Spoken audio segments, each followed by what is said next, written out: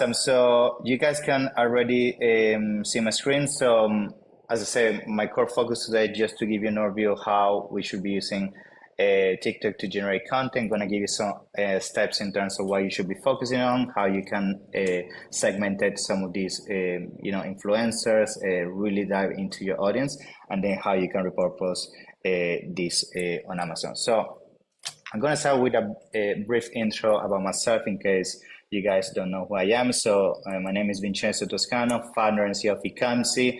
Ecomcy is a full service agency for Amazon, Walmart, and TikTok brands. So as of now, we have a team of over 60 people. So we specialize on doing everything in-house when it comes to their PPC, DSP, brand creative, product launch, and international expansion, everything from A to Z. And actually, we have a portfolio over 9-figure in revenue managed. So we have a lot of expertise when it comes to really figuring out what is impacting and driving growth on our brands. And that's, of course, why we do and put so much content out there. Myself, I have a podcast called The E-commerce Lab, which I will say most of the people on this call has been on there. So feel free to check it out. That's, a bunch of content that you can find regarding everything Amazon, Walmart, TikTok, what is working, what is not working, and making sure we can help you navigate your journey. So let's dive into today's topic, which is, why TikTok and why we really need to leverage this platform. So, I mean, the numbers are not lying. TikTok's been having a significant growth as we see in terms of the marketplace. So the amount of views that we see across the board, and not only in general of a platform, but also what we see across all the brands that we put on TikTok is definitely driving a lot of awareness that I would say it's very difficult these days to get that amount of views and engagement on platforms such as Amazon, especially if you end up putting, thousands and thousands of dollars, right? So the reason why TikTok is creating this unique kind of space is because the space that they have created to create a trust with your consumer. And that's where the key really lies on. Like creating content that create trust is going to be so much better than the line in terms of snowballing the growth of your brand, than only focusing on traditional advertising. And on top of that, that explains why the customer base is growing significantly month after month. Like a lot of people has been saying, TikTok is only being a phase, it's going to eventually die, but the numbers keep getting bigger and bigger. So it's definitely something that is going to stick, and you need to understand how to maximize that. Now, when it comes to UGC side of things, the reason why I'm such a big pusher when it comes to using this on Amazon is because if you go right now on Amazon, search for any specific brand or product, you're gonna see most people is be using very generic content from the perspective, especially with AI, everybody's using images generated by ChatGPT or third-party tools out there, images out of the shelf, so nothing really custom or conveying a message that's unique. And some of the brands that we have under our portfolio right now that you're actually using UGC are the ones doing the best. Why? Because you can see yourself on the image. You can see the person having the same issue, person having the same lifestyle. And that's really what we need to do with TikTok, is understanding how we tap into those audiences by finding the right influencers. And those influencers are going to do the heavy lifting. They're going to say, trust this brand, trust this product, that fixes your issue. And that's why this is a product that you need to have, within your household. Okay. So now, something I wanted to highlight very quickly in terms of, some numbers before I go into the step-by-step of what we usually do when it comes to leveraging the TikTok side of things on Amazon, is like case studies like the one that you're seeing here, right? So there's a bunch of case studies out there, and I'm sure you're going to hear many more from the experts that are going to be talking today, of significant growth in sales and views just by, using the right kind of influences within TikTok that are going to allow you to create that virality. Why does that happen? Is because of how the platform is designed compared to Amazon. And TikTok is all down to engagement, sharing each other video, the comments, the liking, something that on Amazon really you're never going to reach that level of virality. And that actually translates into revenue, not only in TikTok itself, but also Amazon. And there's actually many examples that we have as well that we're going to be showing, that it shows how by doing this consistently on TikTok is going to influence the search and exposure you're going to get on TikTok as a platform. So Now, let's start into actionable steps in terms of how we make this happen, right? The first thing is understanding how we generate this UGC content. So we start creating the awareness and then we translate that into Amazon. I would say the most important thing here, guys, is finding the actual audience because TikTok, given that has so much virality effect, that also means that you can spend a lot of money very fast and not really have an impact. The reason for that is because, I mean, there's millions of influencers and you can very easily end up in audiences that rather than helping your brand can damage it based on what is actually the actual mission or culture behind the audience in terms of how they might perceive a product like yours, how they actually comment among themselves as people that is actually engaging from a revenue perspective, or as people that is more engaging from only kind of content perspective. So that's where we're going to dive into how we can use some of the tools that we're going to be sharing throughout the presentation in terms of how you tap into the right influencers, and only from a commercial point of view, only paying this influencer once and only having one transaction, but making sure they actually become your ambassadors. So when it comes to finding the audience, something that we do here is we actually leverage also our Amazon data, right? The nice thing of you, especially coming from a marketplace such as Amazon, you have so much data from brand analytics, pro opportunity explorer, even your own PPC campaigns, all the different kind of third-party tools that you also get within Amazon. And then what we try to do with this is, summarize all this information with tools such as ChatGPT. I really create a persona. Like the persona could be down to, what is the gender, what is the lifestyle, how much money they make, what kind of things they're looking in this is a product, what kind of message they actually stand behind, because that's what then is going to be or kind of a blueprint to then go out there into the TikTok ecosystem and start exploring trends, hashtags, all the different things within a niche, and find the right influencers for us to start generating that juicy content. Now, when it comes to this, something that is going to be also very important is you want to also reverse engineer what works and what doesn't work. I mean, in TikTok is very easy within the different metrics that TikTok share with you in terms of visualizations and engagement, and there's also third-party tools that will give you this. What kind of format works the most, like either unboxing experiences, either how to before and after. This is something that most of the time we have seen. If it works on TikTok, will work on Amazon because again, it's the same avatar. So make sure that you do that right and go very blindly in terms of selecting the type of format that these influencers will do. Once you have that avatar kind of defined and what kind of format you want those influencers to do, that's where we dive into finding these micro influencers. I mean, it doesn't have to be necessarily micro influencers. The reason why we usually try to push for micro influencers is because at the end of the day, we are considering that most people don't have unlimited budget when it comes to working with influencers. So that's why we try to make it as affordable as possible. But the reality is, if budget is not an issue, you can go as deep as possible in terms of the size of some of these influencers.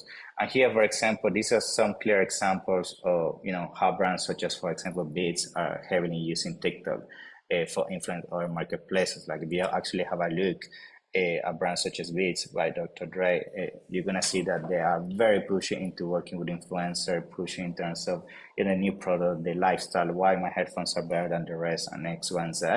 And the next thing about this is that when we work with micro influencers and creating this UGC content, we actually repurpose that from two points of view. Not only from the perspective of creating the content that we might use in our listing, videos, and even PPC, but also from the perspective of tracking it. Now, when it comes to TikTok, of course, something we try to do as well, it's not easy to track the outcome you have in terms of exposure on Amazon, because even if somebody visualizes something on TikTok, it's not always attributed to whatever they do on Amazon. However, there's ways that you can kind of manually track that. It could be as simple as the influencer on the video mentioning a specific coupon that they had to claim that on Amazon, or mention a specific landing page where once they land on the landing page from TikTok to the landing page, they get pixel, right? And then from that landing page to Amazon, we can track the whole kind of engagement with your brand. So there's ways that definitely you can implement in terms of going more on the analytical side of things. But I will say at the beginning, where you really need to focus the most is getting the content and repurposing that in terms of visual aid across how people interact with your product details pages. So now, when it comes to finding these right creators, like, of course, you're going to find three main ways of doing this. So the first one, you have the platforms. So the ones that we use the most are Topfluence, Six Social, and Favicon. Now, when it comes to this, I would recommend that you give it a try to each of them, because depending on price point, how much usage you give it to them, and the whole kind of visualization of the data is like even the Amazon space, Helium 10, Jungle Sky, data, you are going to have different preferences. In TikTok, that's usually the main three that we utilize. Then you have the marketplace within TikTok itself, where you manually will find influencers where you can reach out to them, you can offer them a commission, you can send them a sample. And that's usually where I would say if your budget is more limited, I will start. It's more manual though. There's APIs out there that you can implement to automate sending messages and engaging with all these influencers. But at the beginning, if you want to be more selective, especially because, as I mentioned, you can go very broad very fast and tap into audiences that are not effective, I would recommend you at the beginning are more manual in terms of which influencers you work with. And you can even have a VA that follows exactly the blueprint of what kind of influencers you can work with and which one to send the sample to, then you do the UGC content and so on. And then the third one, which is kind of combined with the first one, is where you start tracking everything. Because once you start working on commissions and all of that, the goal here is not only to track performance in terms of how much content they give you, but it's actually what is actually impact from an engagement and an awareness point of view. I would say again, if you ask me, TikTok is something that for all the brands that we work with, we actually focus on content, not really on numbers, because I use it as a content machine. But I know for a lot of you, the goal is actually more revenue kind of driven goal. So if that's the case, those tools that you see right there are definitely going to be your best friend. Now, when it comes to the engaging, I would say there's many things, and you're gonna find a lot of hacks from everybody on today's webinar. But I would say the most important thing, if you ask me, is a 3-second hook. Like, if you don't have a hook on the beginning of a video, trust me, you can have the most beautiful influencer, most engaging one throughout the whole length of the video. But those 3 seconds are key. Like, we see that that's been the difference between winning or not in terms of making a video go viral. So you need to put a lot of research into that. Have a look at the influencers that have the most amount of engagement, see what they do at the beginning. If they break a glass, if they jump, they say something specific, it's going to be very localized depending on the audience and the niche, but that's something you have to master. If you don't master and you give those instructions to your UGC content, it's going to end up sometimes being, very kind of baseline, and it's not going to create that wow effect that we want on your Amazon listings and your PPC. And of course, the other 3 points, which is authentic and the user participation, is a must. I would say that's a non-negotiable, but the 3-second one is where I see people dropping the most ball. And I will invite you to, even with AI and GPT, ask a lot of questions about how you can master that on your videos. And I would say once we start finalizing the strategy, I mean, we already talked about the UGC content, how we can repurpose our own listings, but then we jump more into the kind of analytical side of the strategy. Once you figure out which UGC content works and which one doesn't work, we usually move into Spark ads. Like this, essentially, we already know what organically is working from a UGC point of view. Why not put more money behind them and amplify the exposure that we get? And then from there, it's all going to be KPI driven. Like what kind of engagement or metrics we're getting from these Spark ads. And then from there, the sky's the limit. We might decide then to replicate some of these ads, transfer some of these content to Amazon sponsor brand campaigns, like especially video that you can do also vertical video on Amazon. And then it will be a matter of split testing there. And then when it comes to coming to a conclusion here in terms of, what I will do once we find us winning UGC content, you want to do 3 main things. The first thing you want to do is you want to make sure that video, a piece of content, is within your pro details pages. It could be on the shape of usually a video, right? But also if the influencer allows you and the influencer has some big influence on the space, you could repurpose maybe them as images on your pro details pages. Then within the A+, especially if you have premium, you can also have video there. We will try to repurpose that in there. And then when it comes to advertising, I already mentioned, we will do that in the shape of engaging with our consumers. And then something that we try to be very proactive. And again, this is then it would be more strategies that will go beyond Amazon. Is how we repurpose the UGC content as a post purchase. So, for example, we do a lot of insights where how to use this product. We have a UGC content that's an influencer that talks about this, and by scanning this QR code, they get access to the UGC kind of material, right? So that's ways of you engaging and also give them the answers that they need. And finally, I mean, this is more like a visual kind of way of what we do in terms of the whole wheel of engagement. The first one is, as I said, finding those micro influencers once you have your avatar. Start creating as much UGC as possible, split test what works, what doesn't work. What works, we're going to do Spark ads and transfer that to Amazon in the shape of Amazon ads and in the shape of Amazon content. And also with the UGC content that we do within TikTok, we're going to try to split test some of that by tracking attribution to specific links that people will mention on the video, specific coupons, and also then track within brand analytics and all our internal Amazon reports how our impressions and how our funnel improves.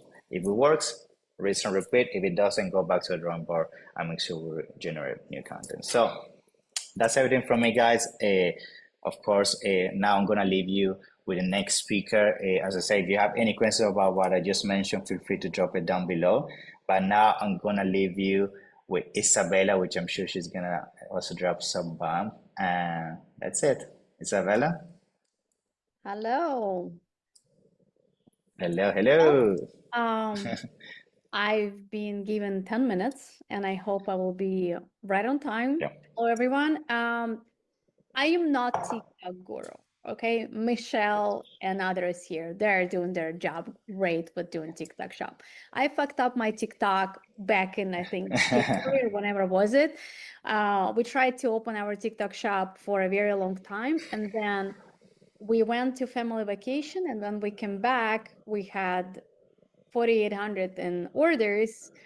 And of course, we didn't ship it on time. We didn't know that it was possible to do on time, and we had inventory in transition. So now I can't have a TikTok shop account. But that's a sign of, even if you don't know what you're doing, you can be very successful with TikTok shop and make a lot of money out of there. So if we were not able to be reopened. However, when it comes to product research, validation, and development, we do recommend everyone to be based on Amazon data first. And Vincenzo, can you shut yourself down because your noise is like in a second. Sorry. Background. Thank you.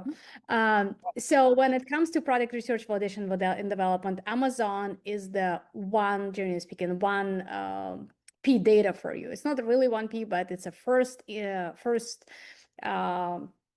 thing where you can go to make sure that you will be on the right track with your competition and with amount of brands out there. So Amazon released, I think last week, new dashboard, which I am pretty confident they will be sharing with you guys at Amazon Accelerate. And I want to share with those that are not going there how to read this data properly when you are validating one product or another. I picked completely different product that no one is planning to sell on Amazon and never will. So it's not for the example.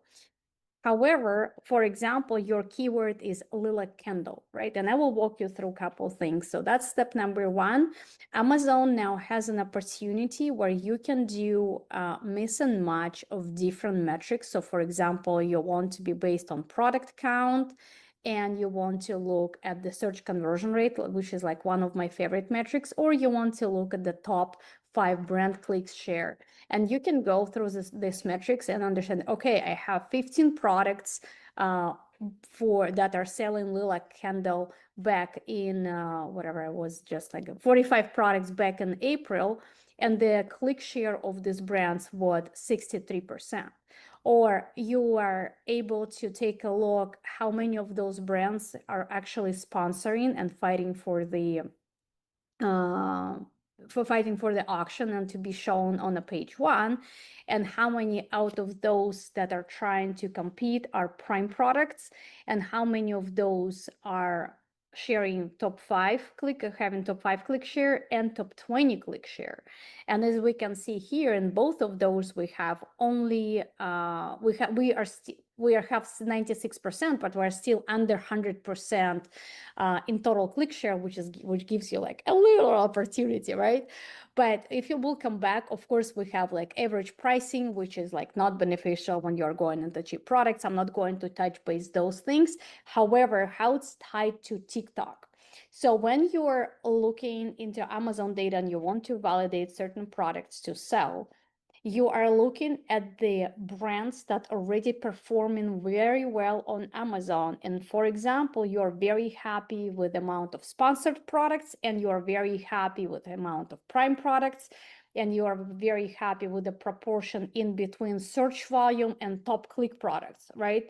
It is not like the metrics I'm showing right now, they're not the most beneficial, because I would not probably go into 100,000 search volume over a year with click products, top click product of 33 and 100% of products, 20 products are having 100% click share. I would not go into that, but that gives you perspective, right? So you can already say yourself first yes or first no. And the next step I would recommend everyone to do is, after you went through this data, and the primary one, I want to pay attention to product count and search conversion rate, because search conversion rate is one of those that is kind of guiding you with market satisfaction. So if the search conversion rate, as we can see here with the purple purple color, we have 7%, 9%, 6%, 10%. For physical product is a very high satisfactory factor. So what it means, people are happy with those products. They're not looking for something else. They will not leave Amazon to look for this product on Shopify or Google or Instagram or TikTok, right? So if they are able to find something they're looking for that is based on their customer requirements. And when this conversion rate is below 2%, especially below 1%, this is where the sign like, hey, I probably can launch this product and sell this product successfully on Amazon or TikTok Shop or somewhere else, because there is a lot of shoppers that are not happy with the product that is being sold as of right now. And the second part, so for example, you did this simple pre-validation for your product, and you are going to the next step, which is Voc AI, and I preloaded for you some content here, and I put here Yankee Candle. So in Voc AI, they have a very interesting feature that's called social listening. And when you're going into social listening, you're able to filter for like time range. Like you can have mentions of your brand, of the product for the recent 3 days, 1 month, or 3 months, or 9 months. I put 3 months because that's the most valuable data you can have.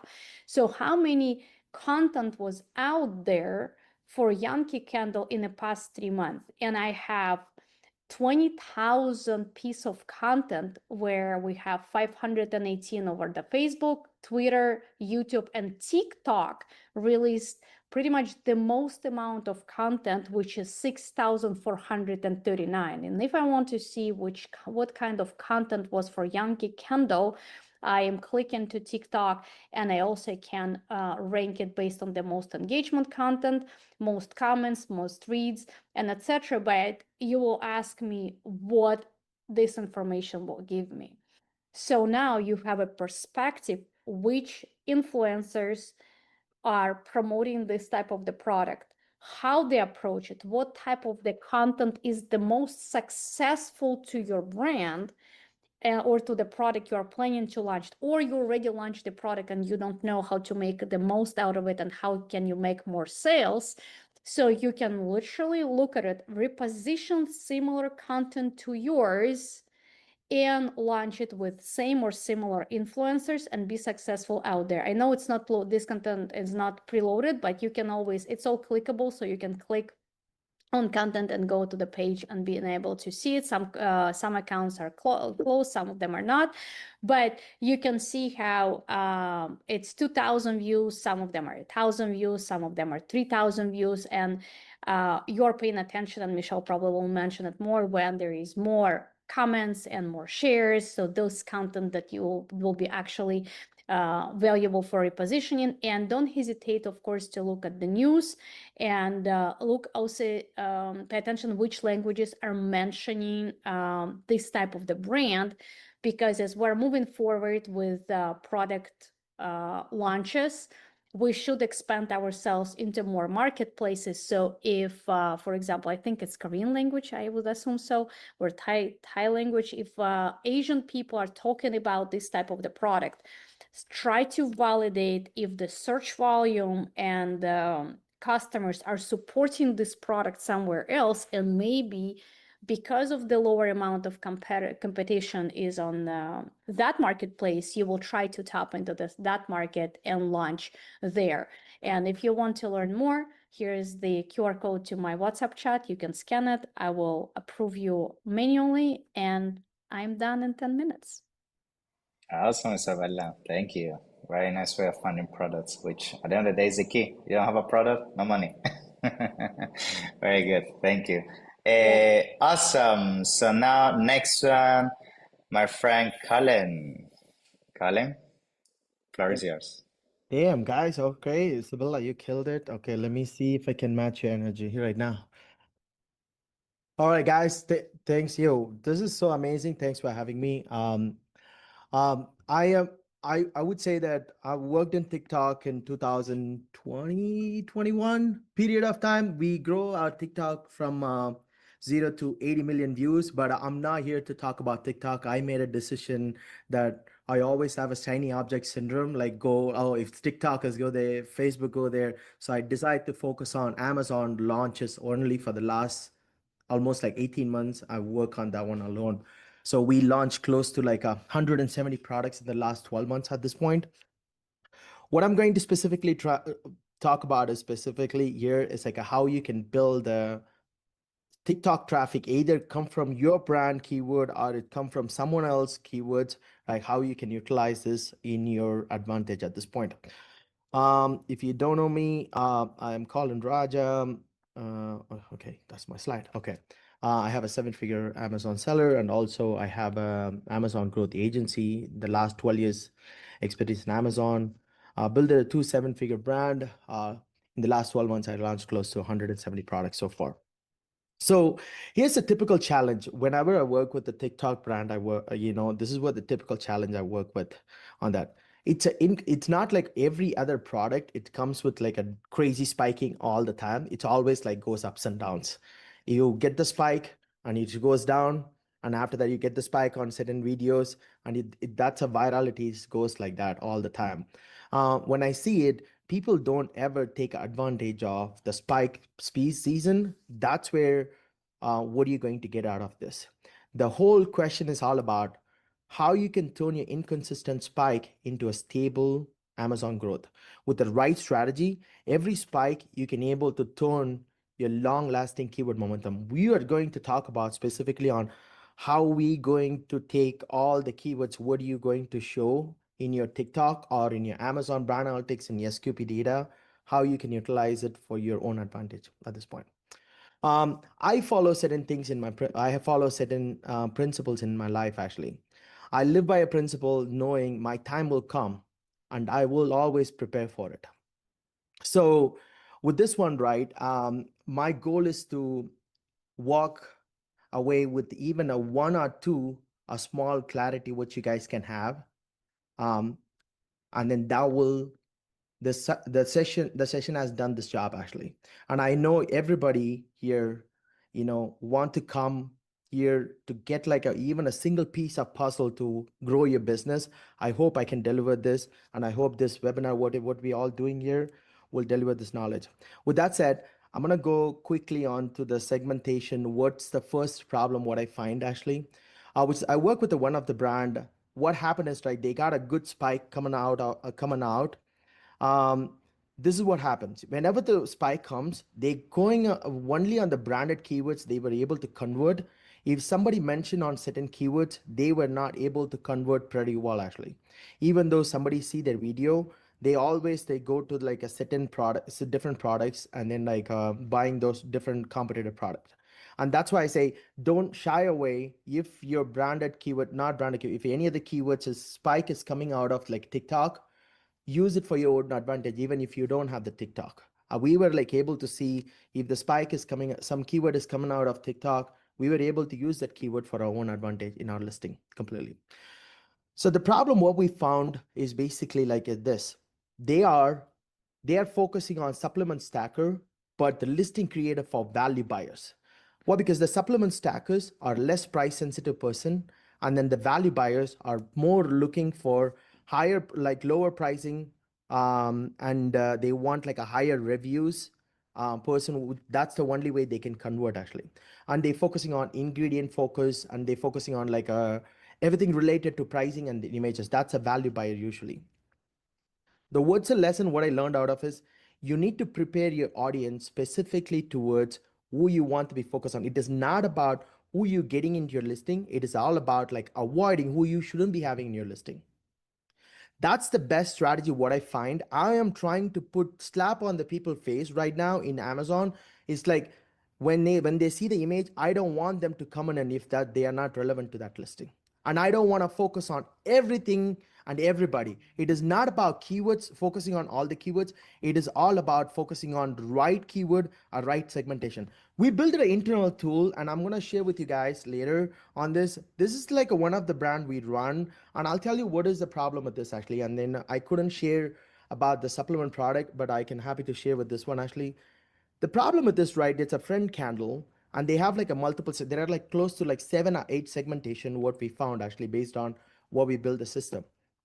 One was like a sarcastic friendship bias, which is like 35% of the market. Sentimental best friend bias, like 20%. The problem is on this, the person who's we audited this completely, and we find out like what are the buyer segments what we have, and then and what are they listing focusing on.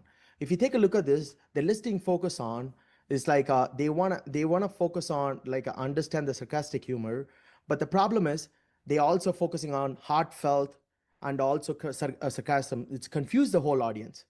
Because of that reason, they're getting a good clicks, but they're not converting at all. So because of they are not converting, they initially, whatever they rank for, they automatically fall down completely.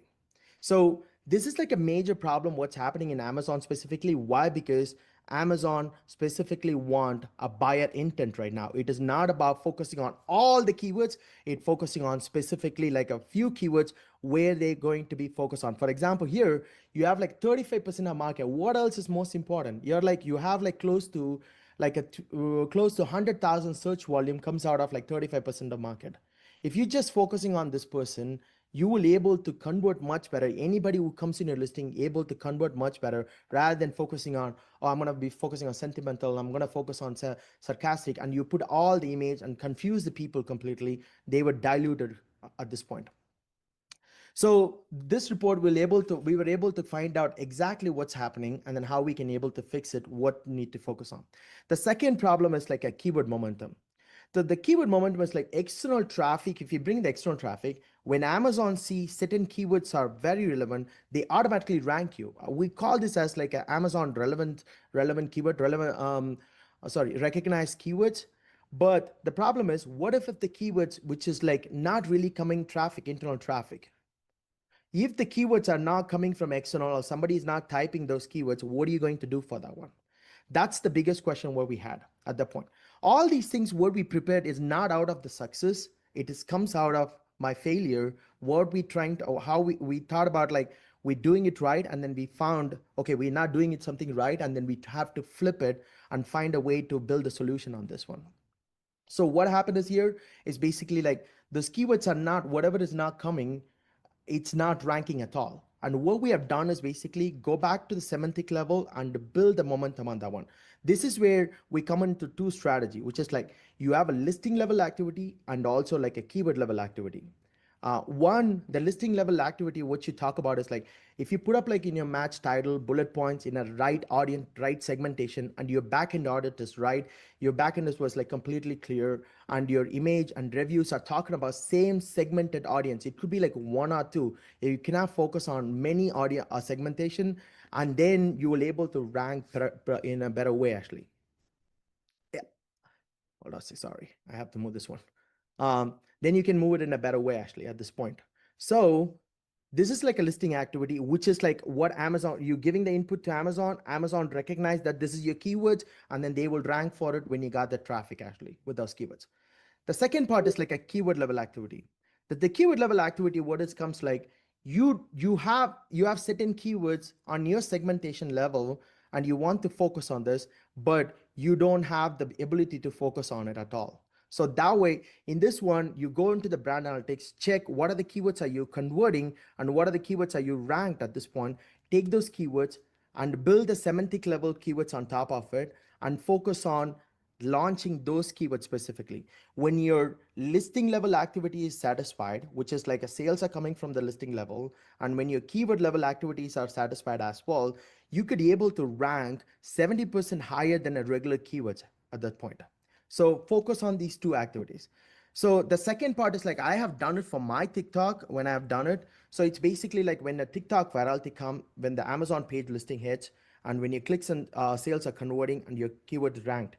But certain keywords you are not able to rank. What you could do is like basically update, go on your different profile in your TikTok, go on and update. You can purchase this using this keyword specifically, and you can type it there and pin it on the top. You could be able to get through that wheel pretty well. If anytime you rank for that keyword, you can change the pin again and again.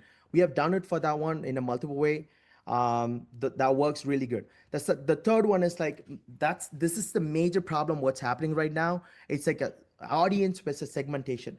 If you're misaligned with your title, bullet points, and your image and everything and reviews, and you will have a problem in your listing, you're probably not going to rank much better than anybody, actually.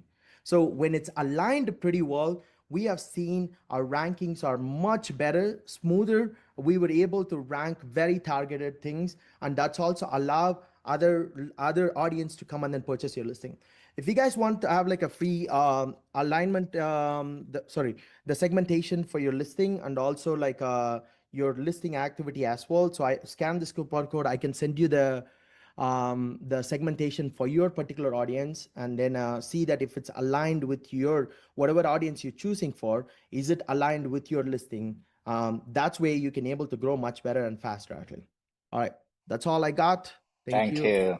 Thank you, Colin. Super interesting topic. I agree. Like if you make sure the message and not only the message, but the data behind what you put in your listings not aligned, especially with Rufus and everything, you're gonna have a tough time on Amazon to get ranked and recommended. So Yeah, very at that point, you important. don't have to focus on Rufus and comp. Of course, you can, but when Yeah. you take care of the fundamentals of it, it Mm. automatically builds Exactly.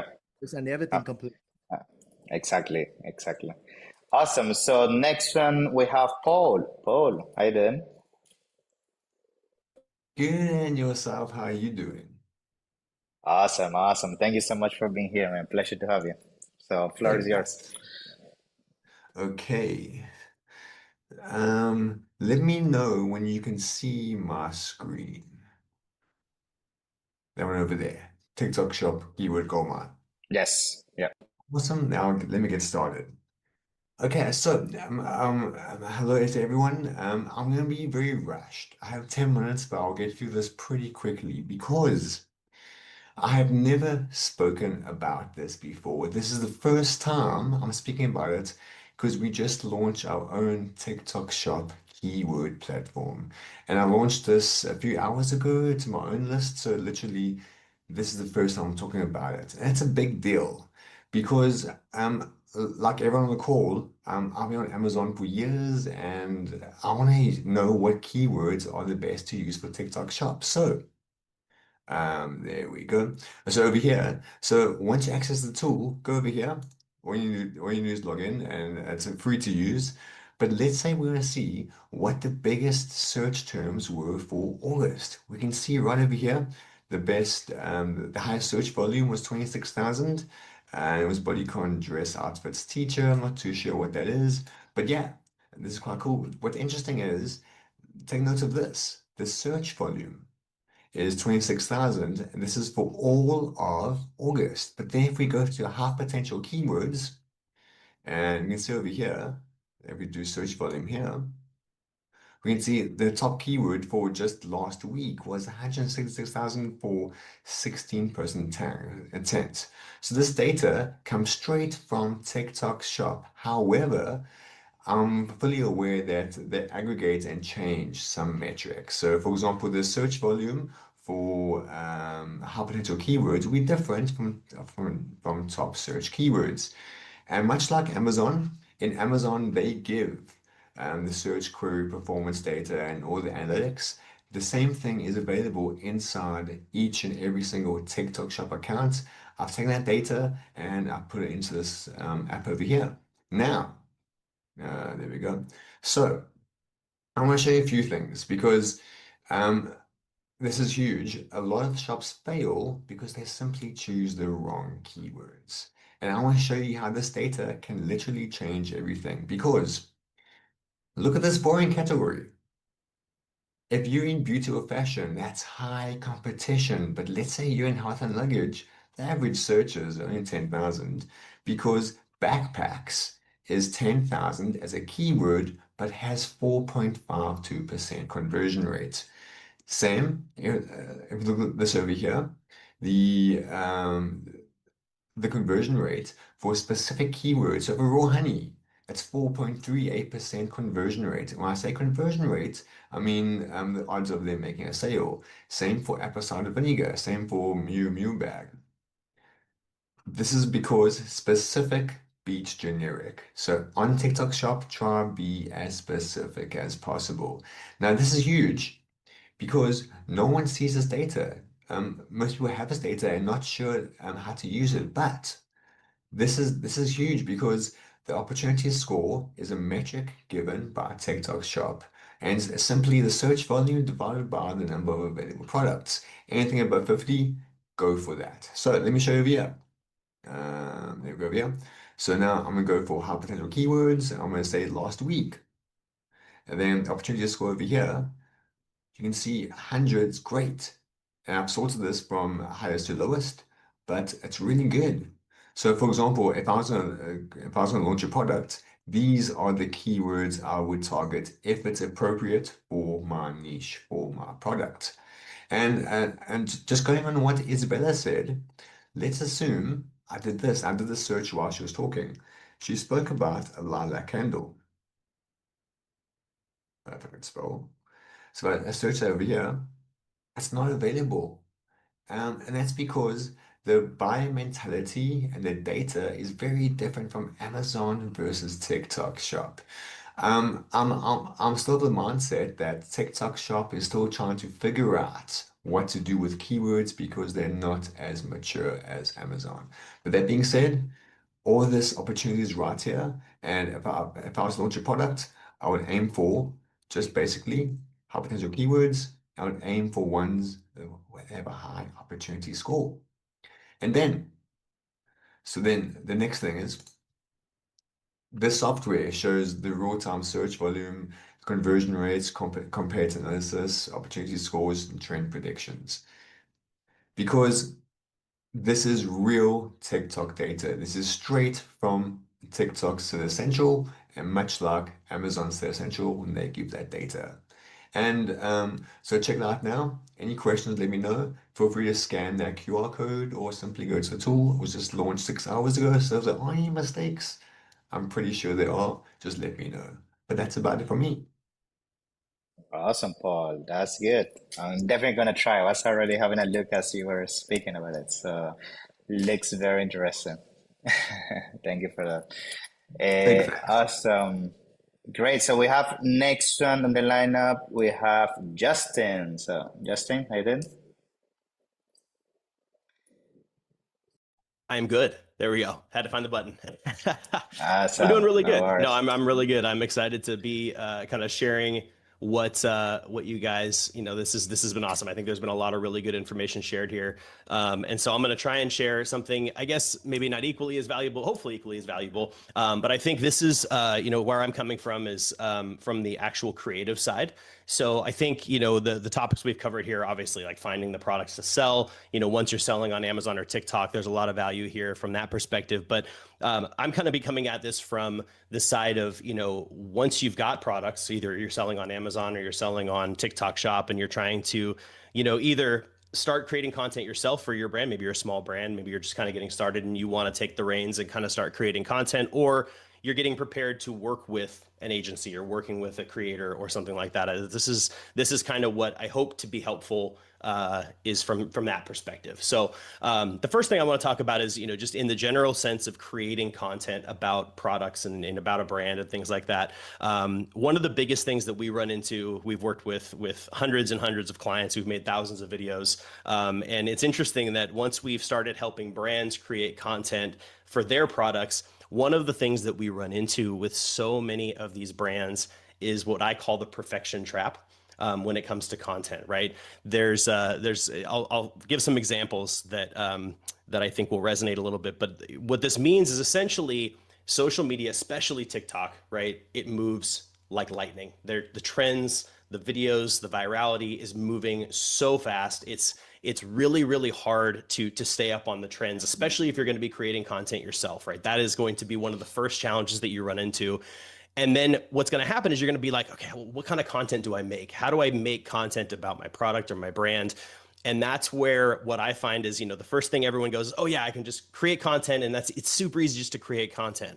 As a brand owner, you're going to fall into the perfection trap, because what's going to happen is the first thing you think about is, what's my brand voice? What's my brand style? How do I want this video to make that person feel, and all that kind of stuff? And what starts to happen is this, what should be a kind of a simple process becomes this very perfected process, right? You go back to the ways of creating your brand. You created your logo and you picked your colors and you made your website.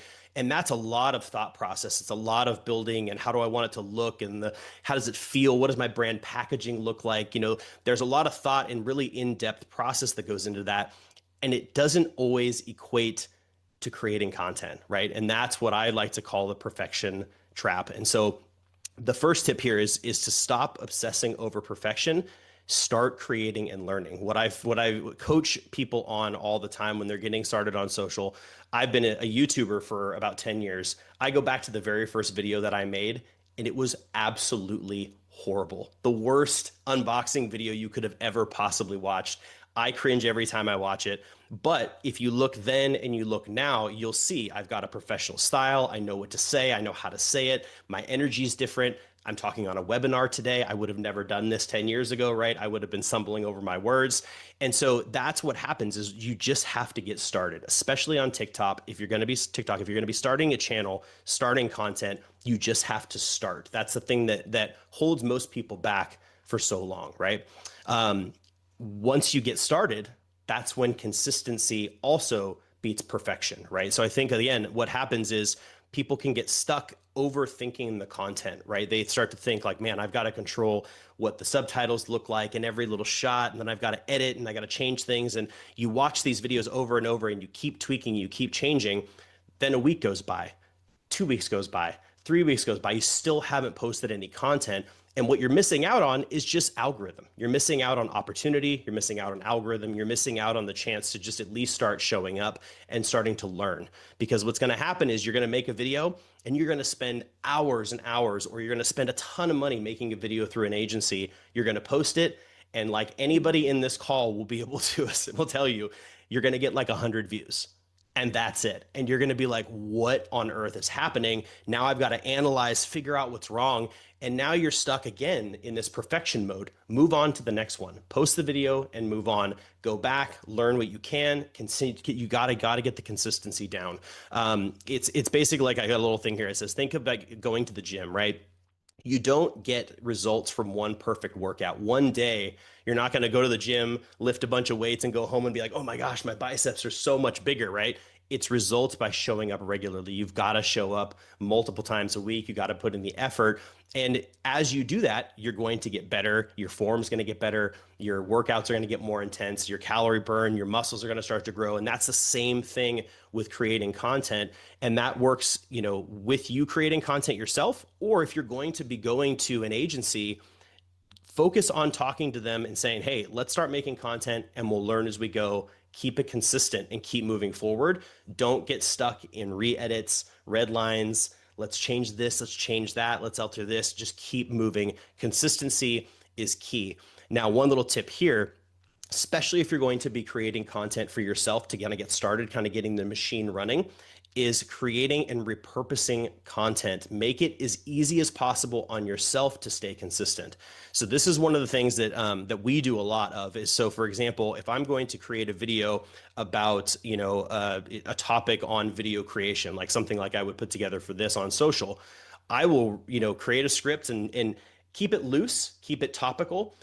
I will talk about that product for one video, stop, move the camera, go to a different room, talk about that exact same subject again. Basically just do that same video again, stop, move, do the same video again. Now I've got 3 videos that I can post this month, next month, and the month after, right? And the beauty of that is we call that batch creating, right? Batch creating is really important because, again, as the people on here would attest to, TikTok, the video may not hit this month, right? When you post it next month and TikTok sends it out and kind of does a little test run to see who likes it, maybe you get a good test group and then that video takes off.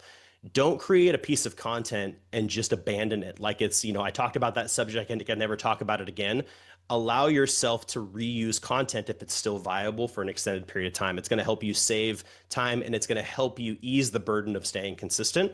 And this goes for working with a creator or an agency. Hey, can you make me 3 videos about this product and about this topic and about this thing, right? And then we'll make, you know, more videos here and then schedule them out over a period of time. That way you're just not under the gun constantly needing to create completely net new content. So make it easier on yourself and stay consistent and repurpose content is a big one.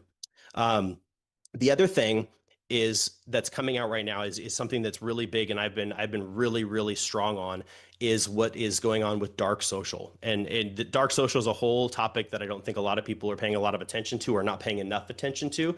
I'm going to keep this really short so I can kind of move on to the point. But dark social is social media sharing that happens on encrypted social media. So for example, you know, when somebody sends a direct message on, you know, WhatsApp or LinkedIn or sends a text message, right? You can't see that share, right? It goes basically, somebody clicked the share link, it disappeared into the void, and then a few minutes later, somebody showed up directly out of nowhere, right? And that's dark social. That's stuff that we can't see. And why that's important is because somebody created content that somebody felt like they needed to share with someone else. Shared content has some of the highest ROI when it comes to conversion rates, right?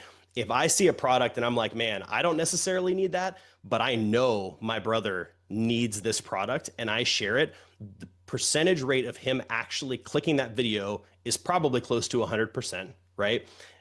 And then if he's going to buy it, if I'm sending it to him and I'm like, yo, we were just talking about this, you need to buy that, his percentage rate of actually purchasing that product, that conversion, is through the roof in comparison to pretty much anything else. And that is why it's so important to, when you're building out a content strategy or you're thinking about making your own content, think about content that people would want to share, right? If it's just an ad and you're like, oh, look at my beautiful water bottle, right? Isn't this the greatest thing that you've ever seen, right? That's not shareable. Now, if I said, hey, this thing has has all these different features and it's going to speak to the specific issue that your product was designed to solve, somewhere, sometime, somebody is going to resonate with that and go, oh, you know who needs to see this? My dad, my mom, my cousin, my best friend, the guy at work, we were just talking about it, right? And that share is super powerful. So creating content that is designed in a way to be shared is going to be really important. And so some, obviously humorous stuff, funny stuff, people love to send. I send my wife 100 videos a day. Just, you've got to see this because it's hilarious, right? That kind of stuff is great. Nostalgia, storytelling moments. Nostalgia is a big one too that I think a lot of people sleep on, right? You've probably seen those videos like, hey, if you're a 90s kid, you probably remember this, that kind of stuff. They love sharing that stuff because it brings everybody in that collective. So make content that is built for sharing. Pay attention to that when you're kind of creating the schedule. Obviously talk about your product in specific ways, but make some content that is designed in with a share in mind. Okay. And then the last thing that I wanted to share really quick too, and this is kind of more focused on people who might be creating their own content or giving a lot of creative feedback to an agency, is think beyond your product itself. What I always call back to, and people were like, you know, what do you mean by this? Is if you've ever seen the show How It's Made, right? It's a perfect example. How It's Made was a show where basically it was a 30-minute episode about, you know, how they make hammers, right? Stanley, how they make hammers. Why am I going to watch a 30-minute show about how they make the hammers, right? They don't even try and sell me the hammers at the end. They just show me how they're made. And I would sit there and everybody would watch a 30-minute episode back to back. You would marathon that show and buy nothing, right? It was just so interesting to see how the product was made, where it was done, what factory it was in, how they made it. And so what I think a lot of people, especially brand owners and product creators, get stuck on is my product is the thing that I need to be selling. Yes, but show people the stuff that's interesting about the product. If you're talking about, products that are, natural products, show them where the product is. If it's applesauce, like show them where the apples are grown, how you harvest the apples, right? Use the process that you probably think is really boring and uninteresting that nobody gets to see. People love to see that on social media, right? They want to sit there in the dark, in bed at night and just flip through stuff, and they want to see something that's interesting and cool. And then at the end, you spin that into why this is such a great product, right? You just saw how we made it. This is why it's something that you should be considering and looking into and potentially buying, right? That's the kind of stuff. So when you're thinking about it, look at your product from, this is my product, but here's all the stuff that I have to figure out and do to make it, and see if there's content hidden in there, because I guarantee you there probably is a gold mine worth of content that is built specifically for social inside of all that process. So with that said, this is the best way to get in contact with me. If you guys are looking for help, we are a video production agency. If you're looking for help creating content, or if you just want to talk and say, hey, here's my product, like, what are some content ideas that I could run with? I'd be happy to check out your product and kind of give you some ideas on like what you could use, to create content for yourself and get your content started. And maybe help kind of break down that like writer's block barrier a little bit for you. So feel free to reach out. WhatsApp, there's my code right there. Feel free to direct message me or hit me up on LinkedIn. I'd be happy to chat with you guys. But hopefully there's some nuggets in here that you can find valuable. But yeah, thank you. Thank you, Justin. That was great. I appreciate it. And I remember for everybody in here, remember, we are reaching our last speaker for the day. I can see some people have already asked some questions. So if you have some questions that you want us to answer towards the end, please make sure you start asking those now to make sure that then after Michelle, we can dive into those and come to a close of today's webinar. So Michelle, with that, welcome. Floor is yours. How you doing? Thank you. And great content. All those information that's been shared so far is just chef's kiss. I'm glad that I followed Justin, because I'm going to be talking about content today. Usually I talk a little bit more about TikTok Shop in general, but we're going to be talking about algorithm, baby. We're going to be talking about algorithm. And this is really kind of an area that is a bit of a mystery for a lot of people, but we're going to be breaking it down, and I'm going to show you the exact kind of 3-tier formula for content creation, and using some of Justin's ideas will definitely help you along that journey. So quick question for you guys, poll in the comments. I guess there is not a comment, but I just want you to answer this question for yourself. So quick poll is, who likes ads to pop up in the middle of your entertainment? Who loves that? Like, Vincenzo, you love it? I love it. I love it. Lies. So, I mean, obviously none of us do. We're waiting, we're watching the clock, we're muting the ads, like anything, if we're watching Netflix or even YouTube. But sometimes the reality is we're doing this when we are creating content specifically for our TikTok Shop account. We're just focusing on selling instead of remembering what people are there for in the first place. Now, if you need a reminder, let's talk about it. So as you can see here, this was a study that was done in late 2024, so still relevant. But the main reason why people are on social media, this isn't specific to TikTok, but this is social media in general. The main reason is creeping on those friends and families, keep an eye on things, those kinds of things. And very low kind of on that to-do list of why people are on social media is finding products to purchase or finding inspiration on things to do or to buy. So once again, people are on the platform not to buy something. And I would say that this filling spare time, the second, is absolutely where TikTok lives. Because people want to go on there, they have a quick minute, maybe they're at the stoplight. We're not doing that, guys, right? We're not TikToking and driving. But we have a moment at the grocery store. We're picking up the kids from soccer or at school. We're in that line, and we just want to fill some spare time, and we want to see whatever TikTok's has for us. And we don't want to necessarily be sold to, right? We need to reconnect with the reason why we're on social media in the first place.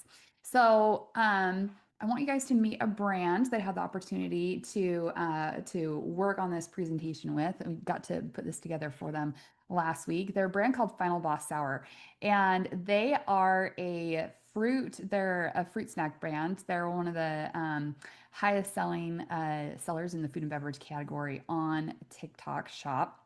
And they sell fruit that is also really sour. And they have different levels of sourness, all that kind of fun stuff. It's a fun brand. And they are, they're kind of a big deal. They've made a lot of money, and their brand account is actually their top selling account. And this is just in like the last few months in the data wise, but obviously you can see 2024 and 2025 across all channels, over a $10 million seller. So they're killing it when it comes to TikTok, and TikTok is their primary viewing source. You can see over the last couple of years that they've gotten over 1 billion views on their videos. So what is their formula? Like, what are we talking about here, and how are they driving success? This is not just a creator, monetizing their account. This is a brand monetizing their content. So the first thing that we need to understand is our content, what I call the content funnel formula. And there's 3 parts of this funnel. We have top of funnel, middle of funnel, and bottom of funnel content. And Justin's nodding his head because he understands this really well as a content creator. So top of funnel content is engaging, it's educational, it's controversial, it's entertaining, it's shareable, it's savable, right? All of those things that make you want to be on the platform in the first place. It's the wow factor that is TikTok, right? And when it comes to brand content, it needs to follow this kind of formula as well, that you need to be creating awareness about your brand, not just selling a product. Now, I have a couple of examples, of course, for you to help you understand what I'm talking about. Hey, kid, you want some candy? Depends. You guys can hear that, right? I got. What do I got? I got funding. You funding? Don't you know that stuff is full of red 40, yellow 5, and all sorts of other chemicals? I got chemicals. You want some chemicals? Nah. Sour blue raspberry mango different. You take real chewy mango strips and then dip them into naturally flavored super sour powder. They taste amazing and are way more sour than anything made in the lab.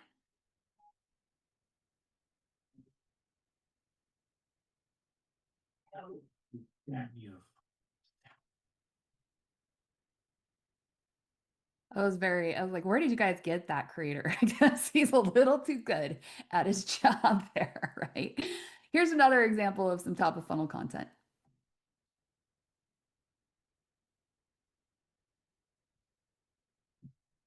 Yes. I didn't order a dad puppet. I apologize, but everyone should meet my chair. You should have started already. Get this fixed.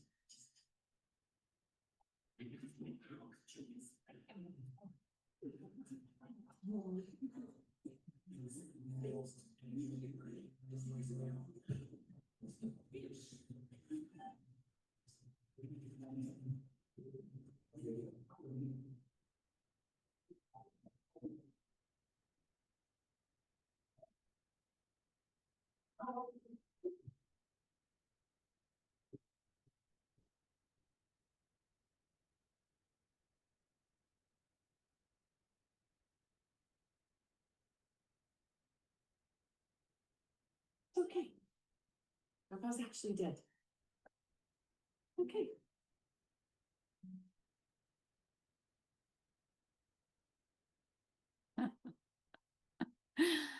All right, obviously meets all of those criterias that we were talking about, right?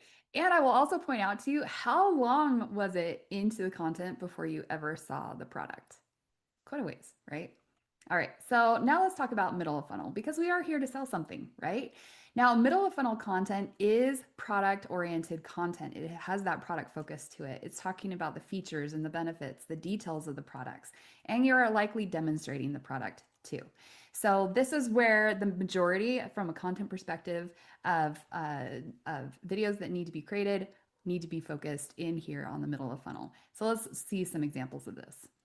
100% real fruit, 100% really sour. I just got my Final Boss Sour Sampler Pack, and I'm ready to see what we got in here. Okay, so as you can see here, we got a variety of flavors and a variety of levels of sour. We've got blueberries, strawberries, and cranberries. The thing about this company is all of their candy is 100% real fruit. The design's super cute. As you can see, they have a character for each level and for each flavor, so it's fun to make a game out of it for the kids. I will give you a warning before giving this to any kids. I would try it yourself because this stuff is seriously sour. And just take a look how beautiful this candy is. Here's some of the cranberries there. We've got the real blueberries there, and I'm telling you right now, the blueberry ones are scary sour. My personal favorite is the strawberry. Just look how beautiful those are. If you're up for the challenge, I'll leave the link for it on this video, but I'm giving you a heads up right now, the sour candy is not for the weak. Yeah, we tried some at the presentation, and my co-presenter couldn't speak for a while. He was like drowning in his own. But I love those zoomed in. You know, it was a great product demo. Obviously, the product is very TikTokable. It demonstrates really well. Here's another example. Most sour candy in the world, and it's not even. It's back, guys. The most viral product we have ever launched. These are the blue raspberry mango dippers from Final Boss Sour. My mouth is already watering just thinking about eating these. So let's open them up and give them a try. On this side, you have dried mango strips, and on this side, you have our blue raspberry sour powder. On the back of the pack, it says lick, dip, and rinse. Okay, getting out our mango strip. Get it all gussied up. Oh my gosh. 3, 2, 1. Oh! I forget how sour that is. If you guys want to taste the nostalgia with a super sour cake, go to finalbosssour.com right now and order yourself the mango dippers. So once again, great demonstrable product. They're zooming in close on those, you know, product angles. No talk about price, just demonstrating the product, right? Middle of funnel, very well done. Okay, now let's talk bottom of funnel, right? We need to motivate some action here. And this is where we talk about like content and videos that are price centric. We're talking about discounts. There's time sensitivity, or maybe there's special offers. And heaven knows there's always campaigns running on TikTok Shop that you can refer to. And obviously heading into Q4, you know, we have a deadline, right? We have Christmas Day, we have Hanukkah, we have whatever holiday we're rooting for. We have a deadline that we need to hit. So heading into Q4, this is a great time. Building content to get ready for bottom of funnel is really critical and really crucial. So how do we kind of put this all together? Oh, well, let's show some videos first. Genuinely the most sour candy in the world. Made with real dried fruit. This box comes with dried strawberries, dried blueberries, and dried cranberries, and 3 levels of sour. If you've been waiting to get your hands on it, this Tuesday I'm going to be doing a massive live stream doing giant discounts. Giant discount. So click the link on the screen so you get notified when I'm live on Tuesday. Jump in, buy a box, hit the challenge. You won't be disappointed. We'll see you on Tuesday. So a little product demo, but leaning heavy into that, you know, call to action of the pricing. Final Boss Sour for $5? That's right, because you guys made Final Boss Sour the #1 selling candy on TikTok Shop. We're giving it away for $5 tomorrow night on my live stream, 3 to 7 p.m. We'll see you there. Yeah, so very price centric there. Culver City offices of TikTok Shop right there. Okay, so what is that algorithm hacking formula?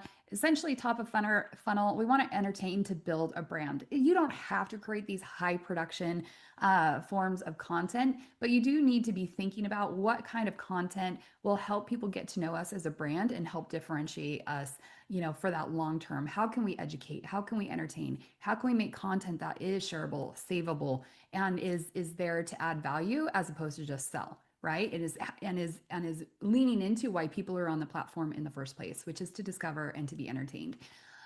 Second is that middle of funnel where we're promoting products. And this, like I said, this is where the bulk of your content really needs to be produced. A minimum 30 to 50 per month. I would probably err on the side of 50 to 100. And then bottom of funnel where we're creating that scarcity and excitement is really 30 to 50 videos per month. And once again, with you can, if you want to, you can build up to going live daily. This is not a requisite or anything like that, but it definitely helps people. If you have a product that has any level of needing to be sold to it, educated, help people understand the product better before they choose to purchase. If there's kind of like a consideration phase to your product, then going live is definitely going to help you there to be able to tell your brand story from a top of funnel and even bottom of funnel focus. And then TikTok Shop has GMV Max ads that are able to run ads to any kind of shoppable content. And then you could also use top of funnel traffic style ads to run more of your top of funnel content too, to increase your traffic and use GMV Max for those kind of remarketing and retargeting campaigns. So yeah, this is the formula for success. I do have our new launch mastermind starting in a couple of weeks. So if you're just getting started on TikTok Shop and you don't know what to focus on, you're tired of, you've tried starting but haven't seen results and you want a step-by-step framework, you can scan there to learn more about our upcoming cohort. Awesome, Michelle. Thank you so much. Appreciate that. Kind of fun stuff, right? Fun. That's good. Those Do any of videos you were guys fun. like sour candy? Are you guys sour candy oriented? I do, but I haven't tried the brand. The video were so good, I actually want to try now. Yeah, well, they have different levels of sour, so it's definitely one of I'm weak sauce. I'm very much like I don't like sour things. Oh, I'm in for the top. I'm in for the top. You got to go for the level 4 Yeah, stuff. big Then, time. Colin, are you? No, I cannot stand for sour, but I love to try. But it's, oh yeah. Well, and the nice thing about it, I think one of the things about it is that it's gimmicky in the sense that it's sour, but it still is dried fruit, and so it's not this candy. You're not giving your kids, crap to eat. You're still giving them something healthy, but you're also making it. That's a good angle of it. Why? Because there is a candy like sour candy before it was like super trendy, and then they go in a segment of like a natural plus having the things there actually. So it's like super interesting. Right. And dried fruit by itself is naturally sour, has that kind of like lack of sugar. Isabella, are you a sour candy eater? You like sour 100%. stuff? A little, especially when I was pregnant. That one I was craving those a lot. For sure. Awesome, guys. So, it's been a pleasure to have you on the webinar, and I just wanted to go very quickly over some questions that I also had. That I know these are questions that I always ask when it comes to TikTok, so it's going to be 2 or 3 questions. I wanted to go over that to pick a bit more from your brains, and then we can end today's webinar. I can see also we have 2 questions here that we already got. We answered them. One of them was regarding platform to communicate with influencers. So, Michelle, you mentioned that you can use TikTok built-in dashboard, but I believe there's third-party tools as well that can be used for that, correct? Yeah, I think the thing is I don't want people to overcomplicate it when they're first just getting started. They think that they have to build this affiliate network themselves manually, and you don't have to, because TikTok and TikTok Shop have that all built into the platform for you to be able to reach out, recruit creators to sample your products on TikTok Shop directly. And then what I tell people is like, look, let the cream rise to the top. You're going to be able to identify your top performing sellers and creators really quickly, and then develop, turn those people into what I would call your brand ambassadors, maybe even hire them to create additional UGC for you on maybe like a retainer basis and an ongoing basis. It's easy to get overwhelmed at first. And I think people see these big brands creating these big Discord communities or whatever it might be. And that's just really not necessary to get started on the platform. Cool. I guess, Colin, yeah, go on. Yeah, no, I have a question for Justin and also Melissa. Like, I'm also in the process of like doing the bulk video. So, Justin, you showed me something like the same video can be posted multiple times. I have a situation like the content created and posted directly in a TikTok, and it was created and then put it in like Instagram from repurpose. We posted there. That turns better view than regular content I post directly in the TikTok. Have you had that experience before like So that? let me clarify. You don't want to post the same video multiple times. On So TikTok. what I meant was you can use the same topic. You just need to basically create a new piece of content, right? That could be re-editing, change the sounds, change the music, right? And I guess what I was getting at is if you're going to script a video, right? Do a loose script is what I like to call those. And then like where you're kind of ad-libbing a little bit, you're just kind of just talking about a topic, right? Because then that allows you to do it a couple times in different locations, right? And create a net new piece of content. So don't repurpose your content on an individual platform. This goes for all of them. I wouldn't take a video you did last month and post the exact same video again next month. Don't do that on any platform. What I'm getting at, just so we're clear on that, don't convince that. But you can use the same topic. You could use the same B-roll shots and kind of just change it up, right? Just you're mixing it up, but then use that again. Don't abandon it. Don't like do this whole production thing that you've done, do all these B-roll shots of your products and then just post them one time and leave them. That's content you can continue to use, is what I was saying there. Yeah. All right, awesome. Melissa, the one thing what I was understand from your friend funnel, have you seen any kind of like a AI video for, is it working better or what is your take on that one actually? Are you talking to me? Yeah, exactly to you. Awesome. Well, I'm Michelle. Nice to meet you. I get Melissa a lot sometimes. Oh, did I say but- Melissa? Okay, sorry. I was like, I don't think there's any Melissas on this call this time. I know plenty of brilliant Melissas, so I would never want to take their spotlight. Sorry about So that. are you talking specifically about AI content on TikTok? Yeah. There's plenty of AI content. So here's the thing though, is that TikTok is very oriented towards authenticity. So what TikTok was built on, if you remember when TikTok really got its legs, was during COVID. And during COVID, we were all stuck in our houses. Our roots were growing out. Our kids were running around in the background. We were in pajamas all day long, right? Like all of these things. And unlike Instagram, which is highly curated and this whole kind of like, perfection experience, people were like relieved to come to TikTok and see reality, right? Now, is it real? Is it real? Are all the conspiracy theories and things like that real? One doesn't know, but what TikTok is not in the business of is fake news, false content, all that sort of thing. So while AI is something that is usable and, people use it all the time, especially supplements and beauty brands can use that for their products. I'd like the lifespan of those we'll have to see, but just dabble carefully. We'll just say that in the short term. Cool. Awesome. So I guess, go ahead. Go on. Oh no, I was gonna add on that. One place, and Michelle, you'll probably resonate with this, where AI is doing really well is when the content is very clearly AI, like unapologetically AI, Right, yeah. and like so ridiculously crazy that it 17 like, fingers, like all well, of no, it. well, there's like the Yeti videos. I mean, the Bigfoot Oh yeah, videos. yeah. I mean, yeah. and the people that are turning those into like ads for TikTok, like, like I got this flashlight headlamp, and I'm looking through and that's a great use because it's like, obviously this is not real, but it's like, and it's so hilarious. That kind of content's great. It's the stuff that I think, and this is, I think what Michelle was getting at, that's masquerading as real, but that's where it gets dicey, and that's where it gets a little bit, you can actually damage your brand if you're not careful. You have to be really careful with that kind of stuff. But I think if you're going to go use AI and you want to just go over the top, just absolutely wild, marketing stuff, that can win massively. It can go super viral.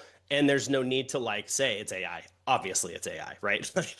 Unless Bigfoot actually did get a camera and started making content. Good for But him. It's about time. right. I mean, if he is, he's crushing it, right? I mean, like, but I think there's a place for it, but I think there is also a lot of caution. And I'm really strong about this as well. I think there's a huge rush towards AI generated content in e-commerce right now. And I think you always have to keep in mind that the platforms have to protect the user.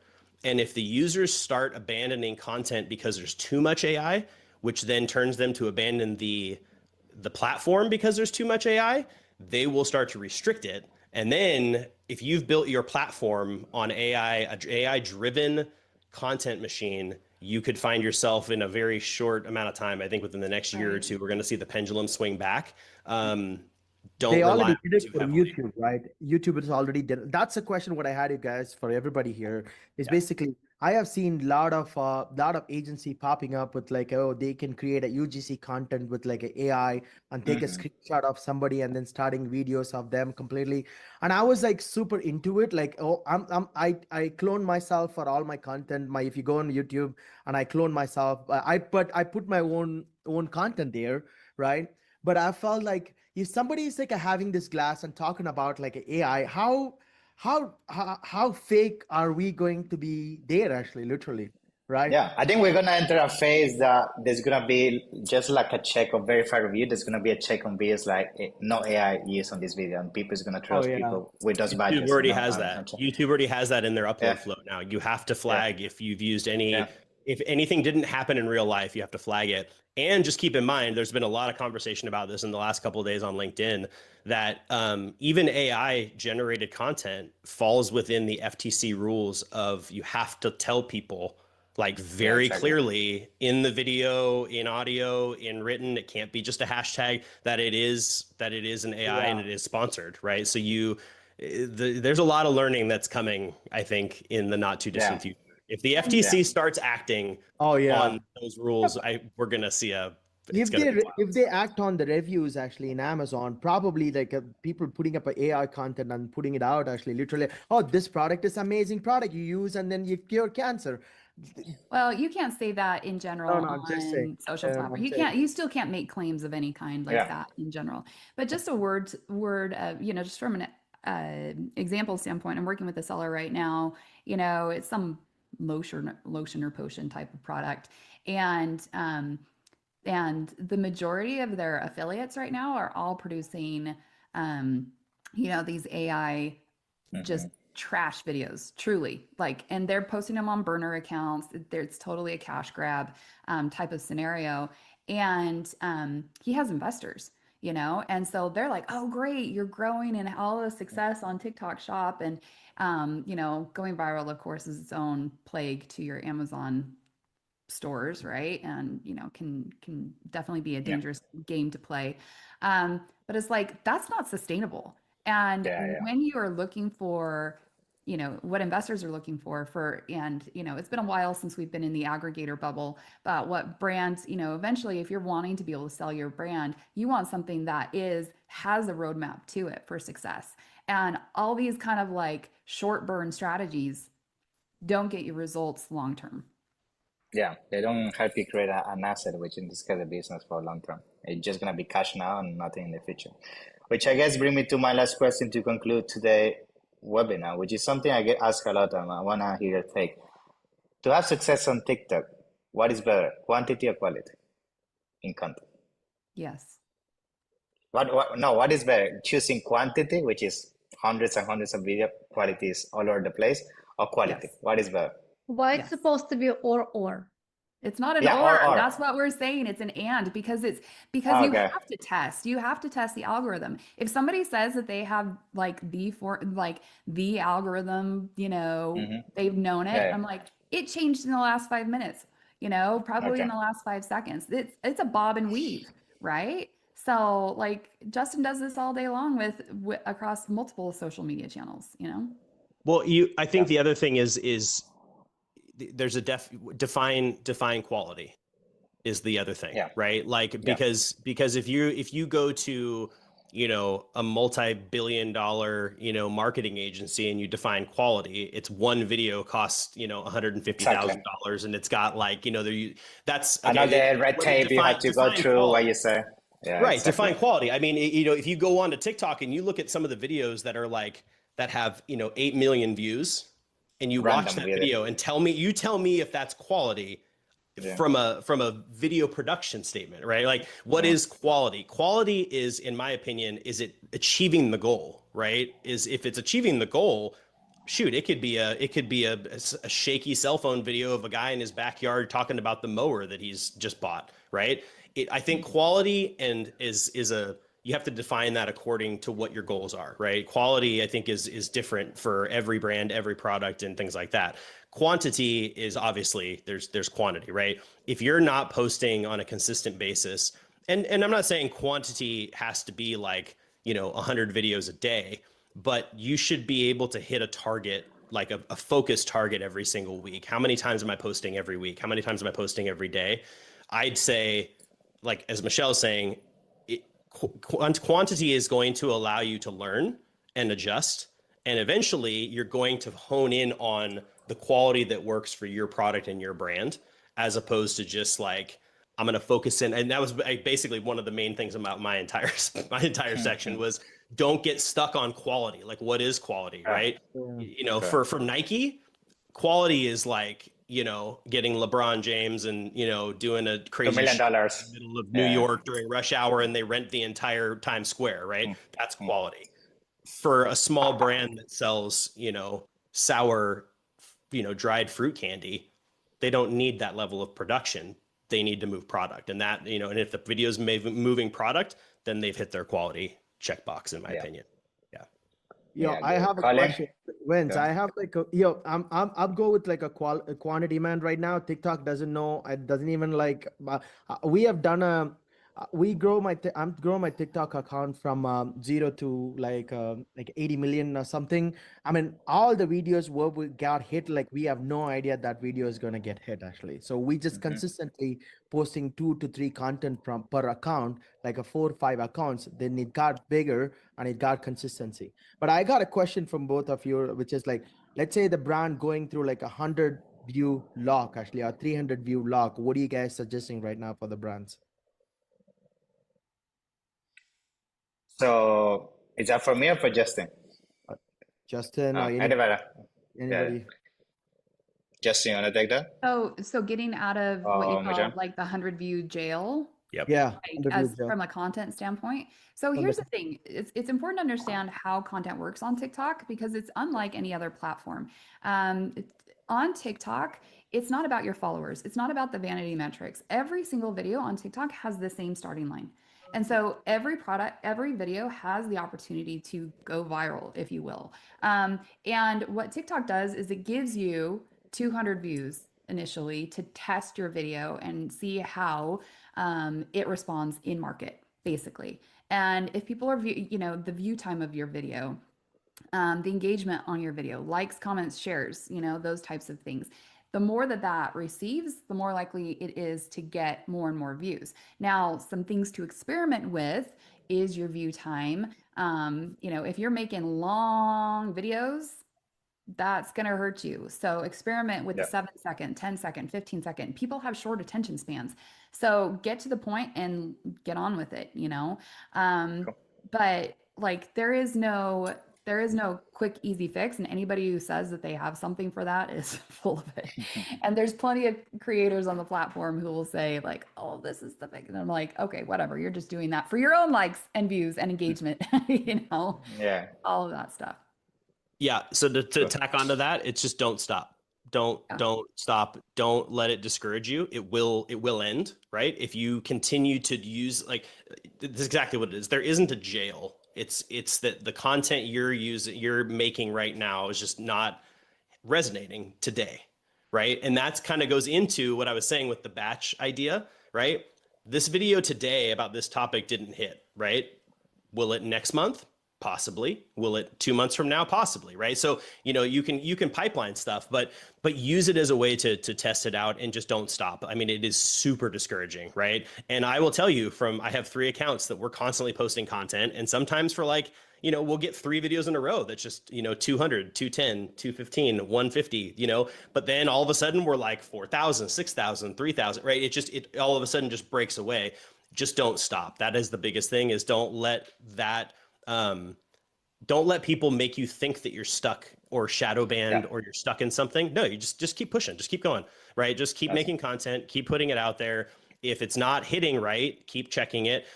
Make sure your friends, your coworkers are just stopping by your channel every once in a while and open up the videos, and they got they're following and they get the notifications when you post new content and stuff, and just make sure they're engaging it and sharing it and posting it. It's like I think like Michelle was saying, there's a lot of gurus out there that are like, just do this and do that, and you got Silver bullet.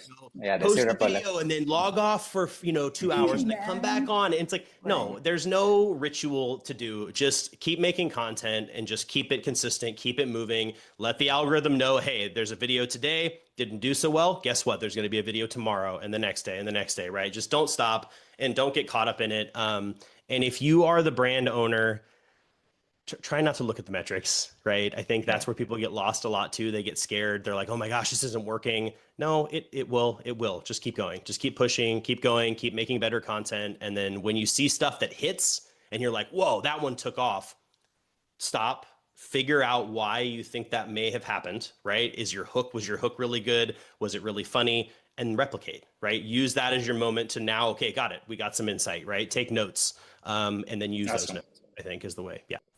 Awesome. Thank you, guys. I mean, I appreciate all of you being here. It's been a pleasure. I mean, the content's usual gold. So thank you so much for that.